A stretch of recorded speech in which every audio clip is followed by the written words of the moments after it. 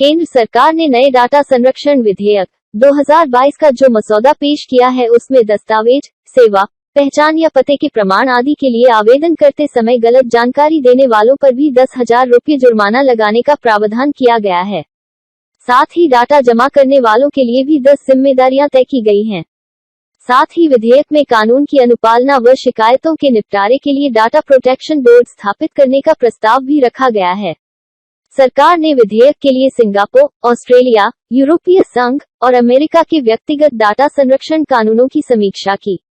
तय जिम्मेदारियों के अनुसार निजी डाटा सटीक और पूर्ण होना चाहिए, प्रभावी अनुपालन के लिए उचित तकनीकी उपाय करेगा, चोरी रोकने के लिए उचित सुरक्षा उपाय करके होंगे, अनधिकृत उपयोग की स्थिति में प्रभावित व्यक्ति और बोर्ड को सूचित करना होगा, संग्रहण के उद्देश्य पूरे होने के बाद डाटा को मिटाना होगा, डाटा प्रोटेक्शन अधिकारी का व्यावसायिक संपर्क मुहैया करना होगा। निजी डाटा का अब कोई गलत इस्तेमाल नहीं कर सकेगा। निजी डाटा का इस्तेमाल करने से पहले किसी भी सरकारों और गैर सरकारी संस्था या डिजिटल प्लेटफॉर्म को यूजर की इजाजत लेनी होगी। यह प्रस्ताव डिजिटल निजी डाटा कानून के मसौदे में रखा गया है। इन नियमों का पालन नहीं करने पर अधिकतम 500 करोड़ रुपए का जुर्माना लग सकता है। 2019 के मसौदे में यह राशि 15 करोड़ रुपए या कंपनी के वैश्विक कारोबार के 4% में से जो भी ज्यादा हो, उसके बराबर थी।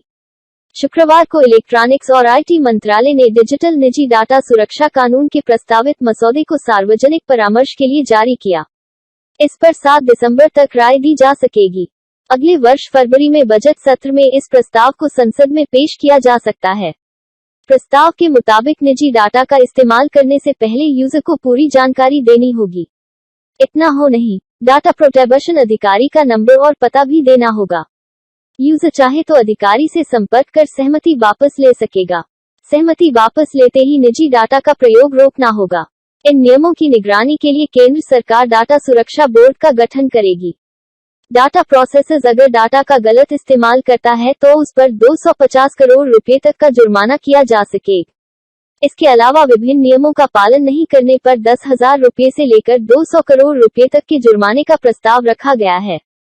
बैंक खाता खुलवाने के दौरान फॉर्म पर लिखा होगा कि निजी डाटा संबंधित दस्तावेज का इस्तेमाल सिर्फ केवाईसी के लिए होगा।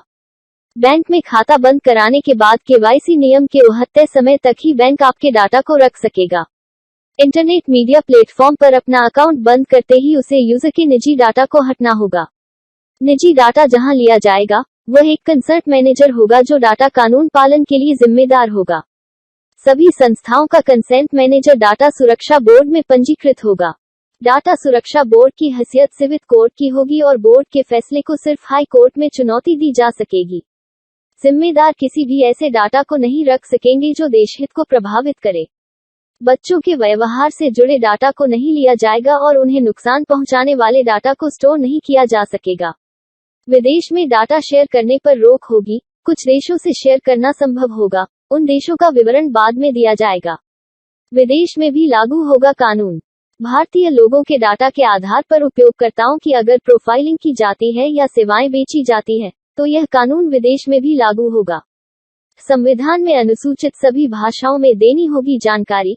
भारत को भाषाई विविधता को देखते हुए विधेयक में प्रावधान किया गया है कि व्यक्ति को उससे निजी डाटा से जुड़ी बुनियादी जानकारी संविधान की 8वीं अनुसूची में शामिल सभी भाषाओं में उपलब्ध कराई जाए, ताकि व्यक्ति सही तरीके से आकलन कर पाए कि उसके व्यक्तिगत डाटा का इस्तेमाल किस उद्देश्य के साथ कहां होगा। इसी के आधार पर तय कर पाएगा कि उसे डाटा साझा करना है या नहीं। बड़ी कंपनियों को एक डाटा प्रोटेक्शन अधिकारी नियुक्त करना होगा, जो इस अधिनियम के प्रावधानों के तहत शिकायत निवारण के लिए जिम्मेदार होगा। आशा करते हैं आपको हमारा ये वीडियो अच्छा लगा होगा। चैनल को सब्सक्राइब करें और अपने दोस्तों के साथ शेयर करें। जय हिंद, जय भारत।